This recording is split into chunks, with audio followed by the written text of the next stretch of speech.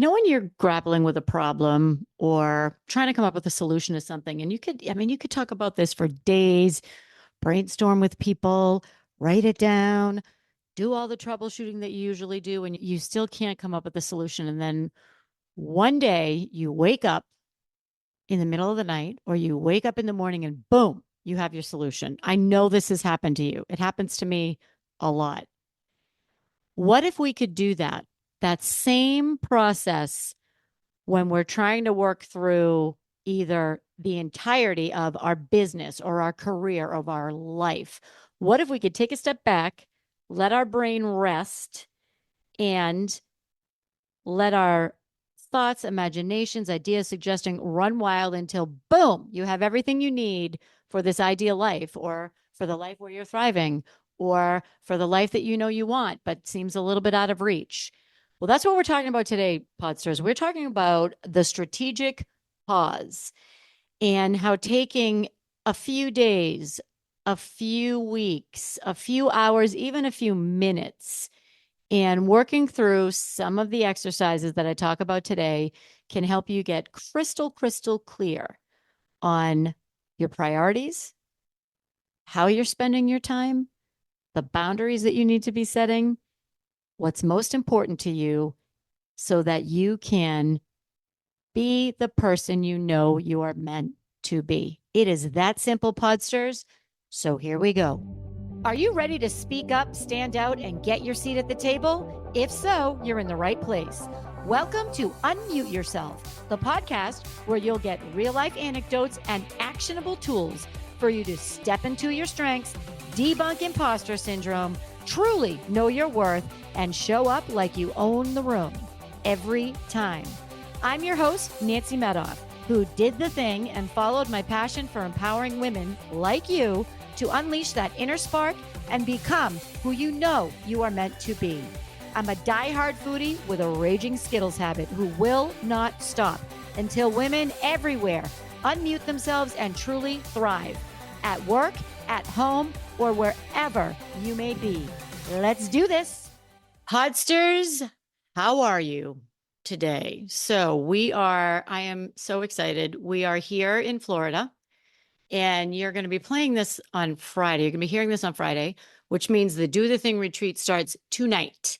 I could not be more excited. If you haven't or didn't sign up for the Do the Thing retreat, basically this is a 2-ish day program where we bring together people who are ready to stop talking about doing the thing and actually do the thing. So it's kind of like a very, very intensive, small, high level group coaching. And it starts tomorrow. And I, for one, cannot wait. Stay tuned for all the details. If you missed it for any reason, there's a link in the show notes. You can get on the wait list for the next one. Probably going to be in January. Probably won't be in Florida. I might even do a virtual one. So get on the wait list and we'll figure it out together. So today, Podsters, I want to talk to you about something I think it's pretty timely. I want to talk to you about what I like to call the strategic pause. So here's what I'm talking about. We're coming up on the holiday season. It is in about a week, it's going to be nuts from now until the end of the year.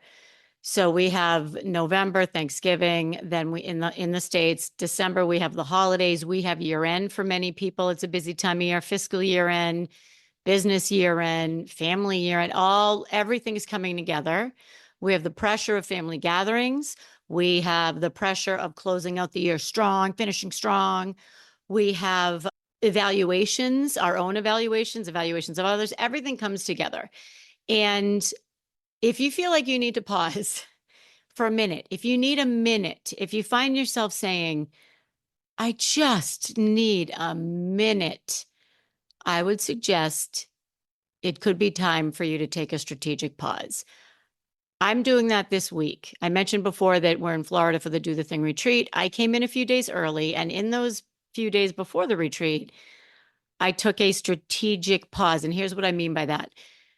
I wanted to pause, evaluate, reprioritize, and just think about everything in my life, really. I mean, mostly my business, but when you own your own business and it's a smaller business, it affects most areas of your life. So if you feel like you need to pause, I want you to really listen to this episode. At the end, I'm going to give you a few examples of things you can do, exercises you can do, all the things. But before I do that, I'm going to make a case for why you should pause.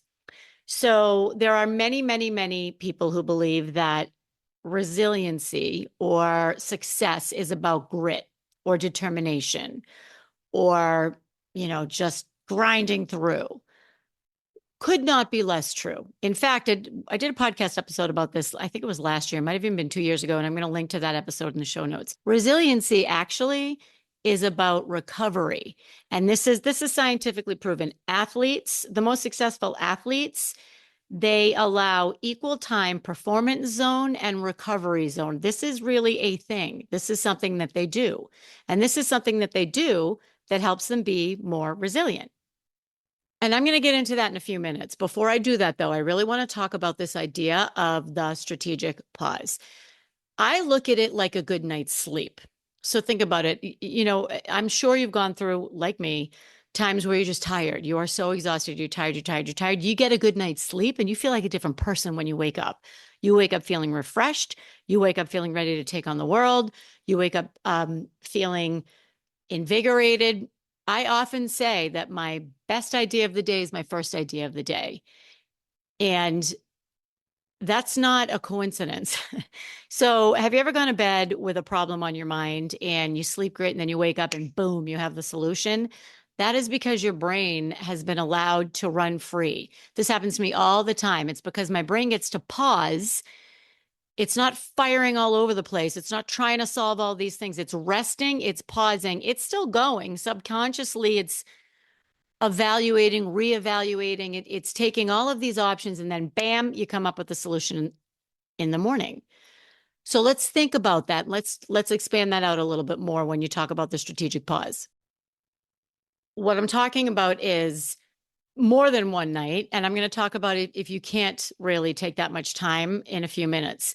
It's not one night. We're talking about several days for you to just pause, let your mind wander, think about new ideas, think about what you love, think about what you don't, think about what you want more of, all of these things.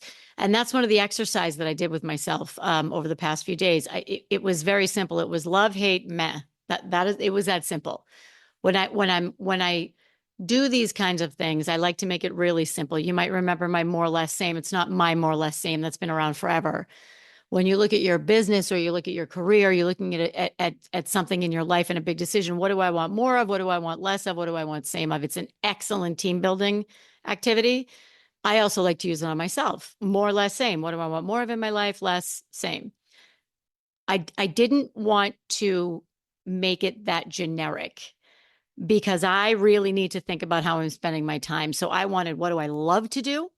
What do I hate to do? And I don't love the word hate. I don't like the word hate. I think it's a really, really strong word. And I'm using it on purpose here. And then what am I like? It's, yeah, all right. I can kind of take it or leave it. And I had these three buckets. And throughout the days, I would write down, what do I love? This is mostly in my business. So what do I love in my business? What do I hate doing in my business? There are things that I do in my business that I do not like to do. And what is like, yeah, I mean, it just is. It's neither. So it's kind of like a life audit. I'm sure you've heard of this before, or if you haven't, this is a term that a lot of coaches use, a lot of successful coaches use. It's a life audit. How is your life according to what your values are? And we're going to talk about that in a minute. So I did the love, hate, meh. Also, I went back to my why. Why do I do what I do? Why is this so important to me? If you've been through the why exercise with me, you know that you ask yourself this why, and then you drill down on each of the subsequent whys. So let's say you want to lose weight. Why is that important to you? Because I want to be healthy. Okay, well, why is being healthy so important to you? Because I want to be able to be there for my children. Okay, well, why is it so important to you that you're there for your children? That sounds like a really not smart question. Why is that so important to you? Well, because my parents weren't healthy and they couldn't do things with me, and it really impacted how I grew up, and I want to give a better life to my kids. Okay, so that why is very different than I want to lose weight. because I want to get healthy. Well, when you get down to that real why, it's very powerful. Those of you that are the OGs, you've been here a while, you know how powerful this is. So I did this with my business. Why do I do what I do? And I really drilled down on those whys. And here's what's interesting. It changed. It has changed. I've been in this business. I've been doing what I've been doing for over 6 years now. I'm different now. My values are a little different now. My priorities are different now. So, what has changed? Do I still do what I do for the same reasons? Does what used to bring me joy still bring me joy in my business? Does what I used to do in my business still light me up? So, spoiler alert, it's okay if your priorities, your values, or your reasons change. This is what life's about. I'm not the same person I was 6 years ago. I'm not the same person I was a year ago. But if you think about it, if you're going through and you feel like you need a pause, this is in your business or your career. This is why we do this, because think about, let's say you've always wanted to be a VP or a senior VP or an MD if you're in the corporate world. Okay, well, then you get there. Great. Then what? Then what? You're already there. So then what's next? Or is anything next? Are you there and thriving in that job aligns with your values, it aligns with your priorities, and great, awesome. Or are you there and you have some new goals and you have some new priorities and maybe you've changed and you want to work less? Maybe you've changed, you want to work more. Maybe you've changed, you want to do something different. All of this becomes so crystal clear when you take a minute to just enjoy the strategic pause. Okay, so back to the love, hate, meh. Okay. What needs to change so that I can do more of what I love? If there's only two things on this list that I love, what can I change so that I can do that more, so that I can spend more time doing that? On the flip side, what needs to change so that I can do less of what I don't like to do, what I hate to do, what brings me no joy? The answer might not be what you think, and you may have to make some pretty tough decisions. I know that for me lately, my boundaries need a huge refresh. If I'm not honoring my boundaries, how do I expect anyone else to? And I truly don't know. I just like they went out the window over the past, I'd say 3-4 months. That's a long time. That's a long time. So when I reestablish my boundaries, I write them down. I write them down. I write them down for my sake. I will not check email after 7 p.m.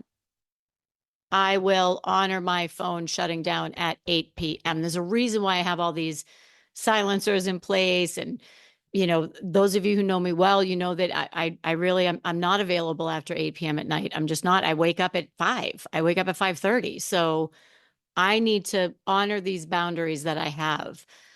How many, let's say you're in business you're in your own business. How many courtesy calls will you have with a client before you say, you know what, we've spoken probably 3 times and I have a ton of free content out there. Here's where you can find it. Here's where you can find my podcast. Here's where you can find my freebies. Here's where you can find, this, that, and the other thing. And if you want to continue this conversation, I'd be delighted. Let's set up a coaching call, or let's set up whatever it is you're in. Really just honoring your boundaries and reassessing your boundaries. Okay. So let's drill down a little bit more on this idea of resilience and rest and recovery being the key to resilience. The definition of resilience is having the mental, emotional, and behavioral flexibility to adjust to internal and external demands. I'm going to say that again: mental, emotional, and behavioral flexibility to adjust. I'm just going to stop there. Mental, emotional, and behavioral flexibility to adjust. If you are in a situation where you're finding yourself not able to adjust, where you're finding yourself not being able to be emotionally flexible or mentally flexible or behaviorally flexible, snapping at people, being short with people, getting really upset when somebody doesn't meet a deadline, any of these things are an indication that it's time to pause.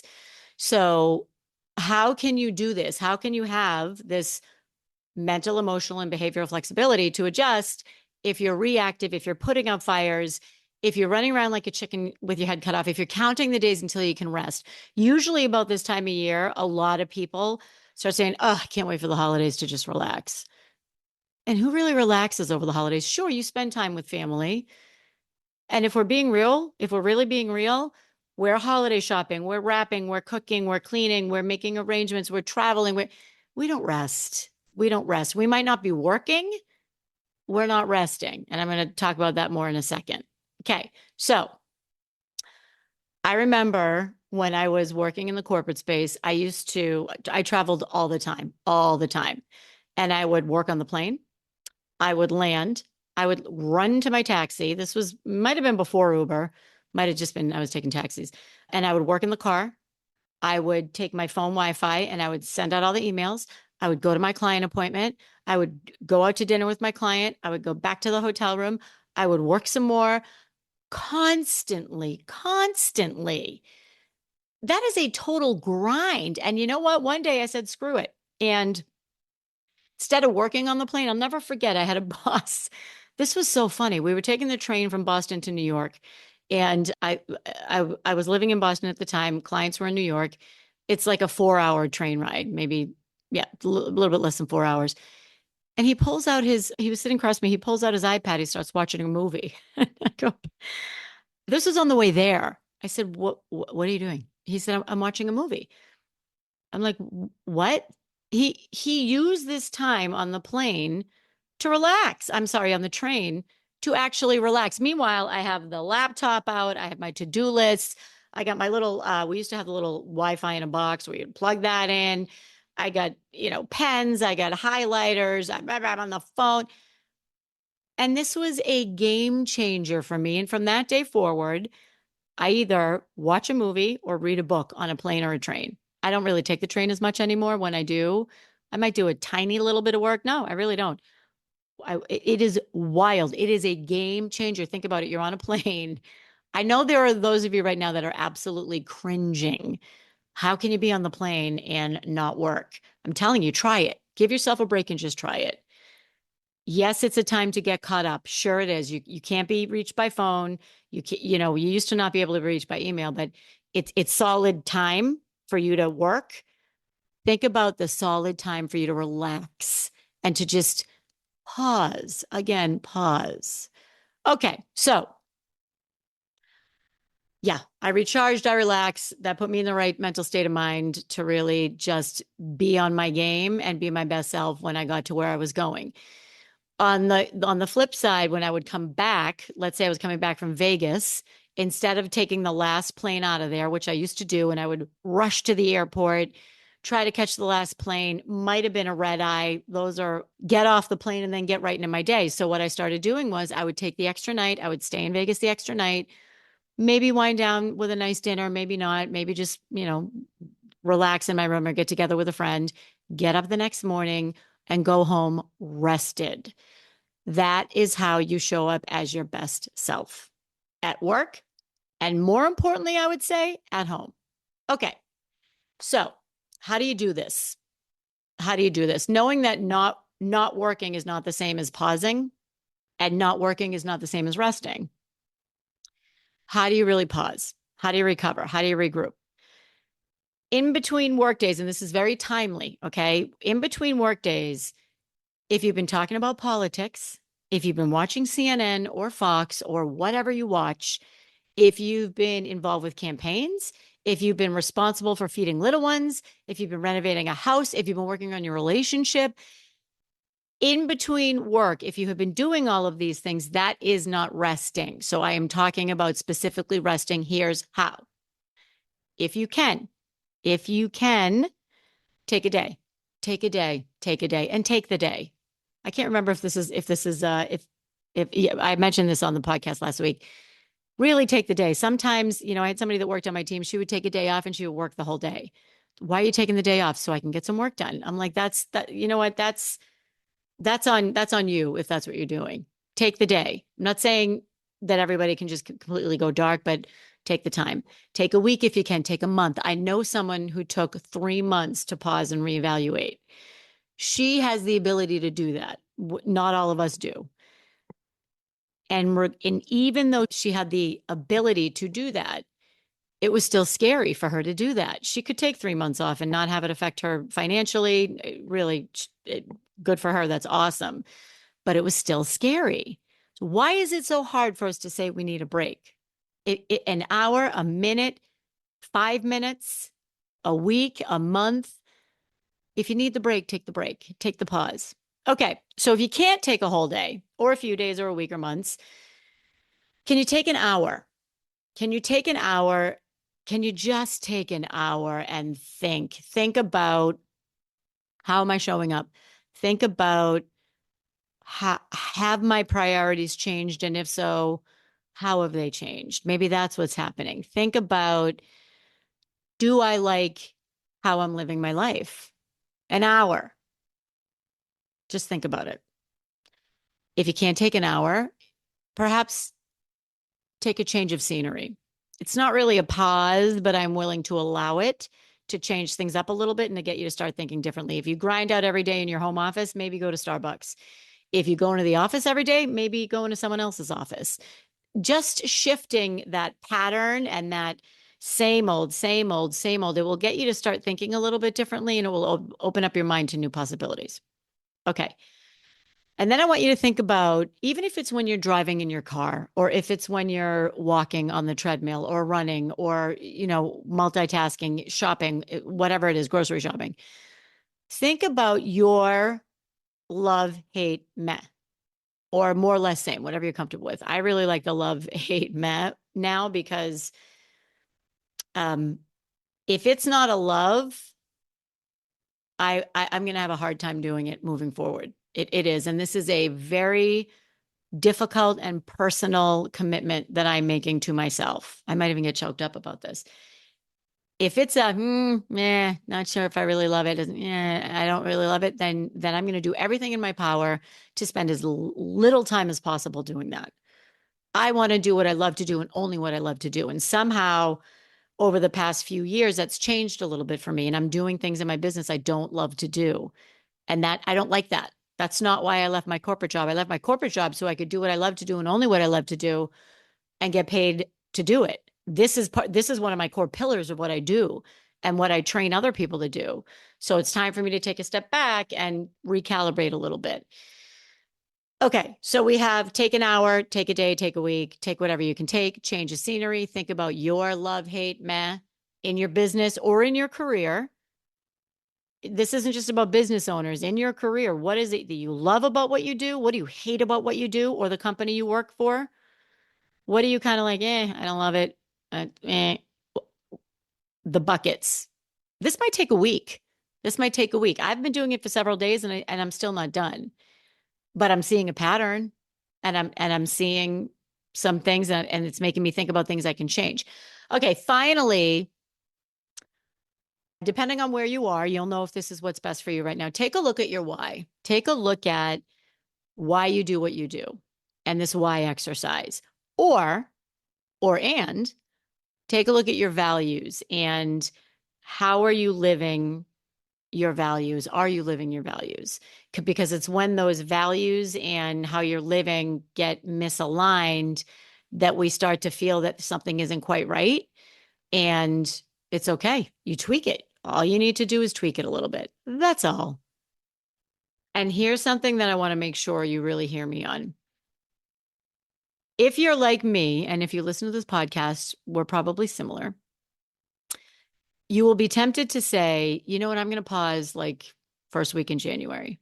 I'm going to pause week between Christmas and New Year's. This is what I always used to do.